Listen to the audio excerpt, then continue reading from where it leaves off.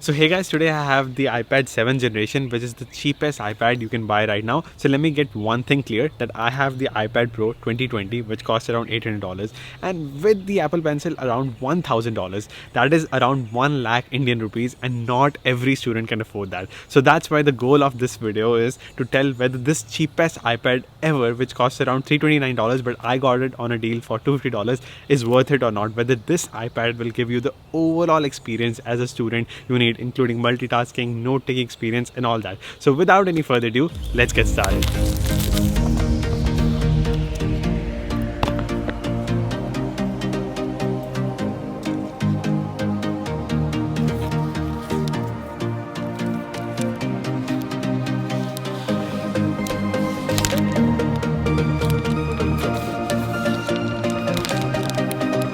So let me make one thing clear, that none of the iPads come with the Apple Pencil, and you have to pay $100 more or 10,000 rupees more for this Apple Pencil. And this is the first generation Apple Pencil.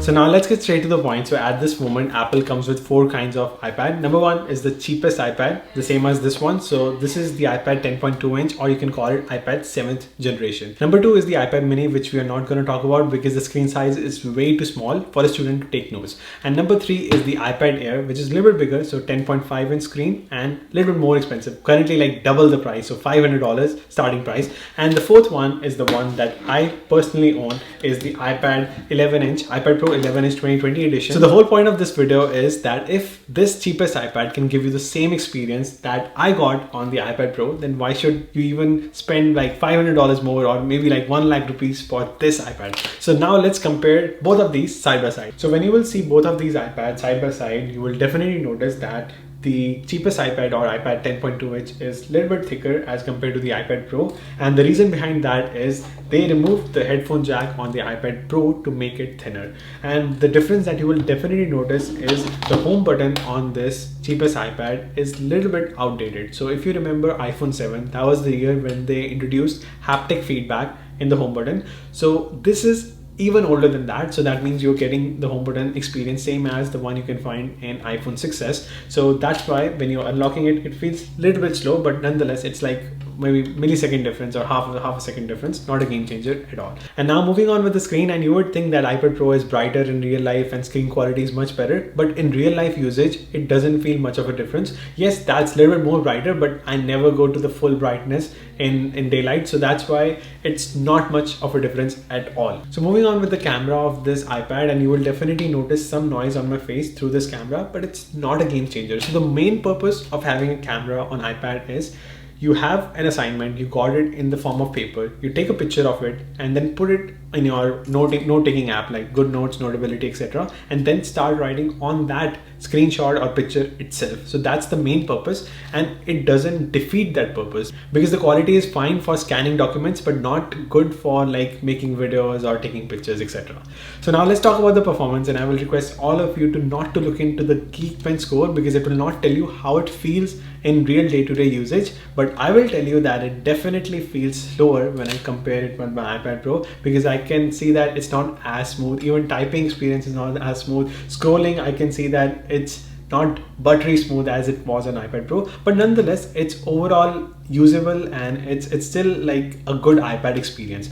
Now I will say that in terms of gaming, for example Asphalt 9 or PUBG, I notice 1 to 2 lag every 1 minute or so, but it's not like a game changer. I'm still able to play games smoothly every day, and it's not a bad experience at all.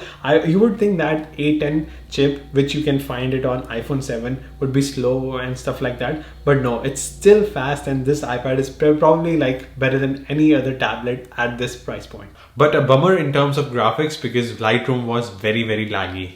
Now finally, let's talk about the experience that you have been waiting for, that is my note-taking experience as a student. For that, first I want to dive you into the display. So when I am typing on it, it feels like I am touching the glass and I hear that sound. So that's why I'll definitely recommend all of you to try the paper-like screen protector, because when I'm writing or drawing on iPad Pro, which already has the paper-like screen protector, I feel the sound of paper and it feels much more smooth experience, and I'm getting better handwriting out of it. Now, when I usually take notes or when I add animation, I first of all use my app called Procreate. So this is the app which you can find in some of my videos when I have some handwritten text or animation, and this app does the job very smoothly on both of these iPads. And you may notice like maybe 10 nanosecond or half a millisecond lag on this 10.2-inch iPad, but it wasn't noticeable in real life usage. You can only notice in slow motion mode, but in real life it was not noticeable at all. And I use this pen called the Studio Pen on both of these iPad, and this pen actually improves my handwriting. In real life my handwriting is pretty bad, but this pencil makes it much better. So that's why I make some drawing or I like write in my videos using this pen as well. And the main note-taking app that I use pretty much every day for my classes is GoodNotes 5, and you can see pretty much side by side that you can see the same amount of content on both of these iPads. It's not a difference at all. So noting experience doesn't seem different in terms of screen size, but you would think that it will feel different because the double tap to erase feature is not present on the cheapest iPad.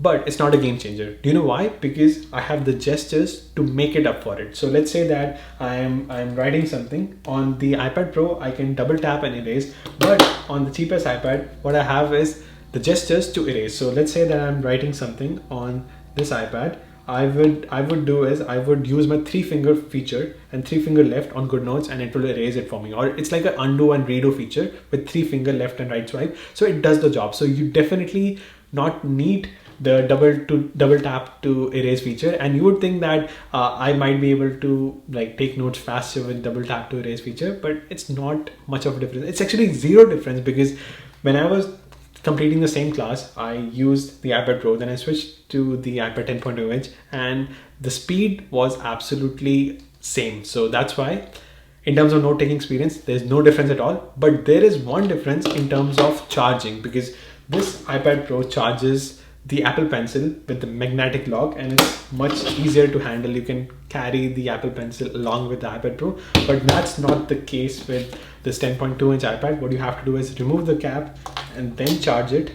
So that's maybe tedious, but what you can do is you can charge both iPad Pencil and the iPad 10.2-inch side by side overnight. So they give you an adapter using which you can charge this Apple Pencil using the Apple Lightning charger as well. So you can charge both of these overnight and you will be all set to use it for the entire day, because both of these iPad pretty much last the entire day and the standby time is actually excellent. I fully charged this iPad 10.2-inch and it lasted for more than a day, because I've been using like 5 to 6 hours screen on time. So that's why it was good enough for more than one day usage. So that's excellent. And how can we forget about the Sidecar functionality with this iPad? It works just the way it was working for my iPad Pro, but the only thing is that I cannot use both of my iPads at once as a sidecar. So now let's conclude the video, and I will say that if you're a student and if you're going to college this year, then this iPad will get the job done.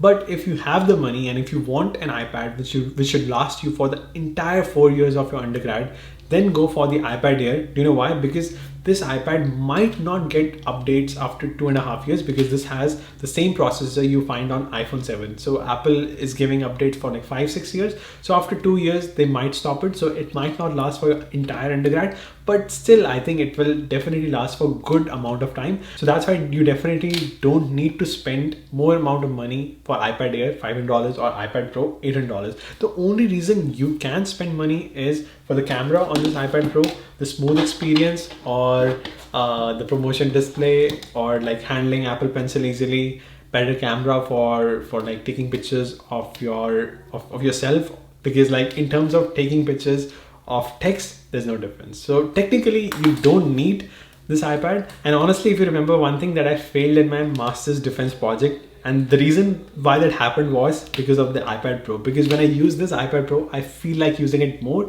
so it kind of wastes my time. And on the other hand, when I use this iPad, I don't waste much of my time. First of all, this is 32 gigabytes. It will only give me enough storage to store my notes. No Netflix. I mean, maybe Netflix, 1 or 2 movies here and there, but not a lot of storage. So that's why if you want to be productive, this will definitely get the job done. So go for it and use the link in the description below, and you can buy it for 30,000 rupees once again in India, and $250 on Best Buy in US, or $329 on Amazon, Apple.com, etc. So go for it, and remember, you have to order this Apple Pencil separately. So thank you so much for watching, and I will see you guys in the next one. Goodbye.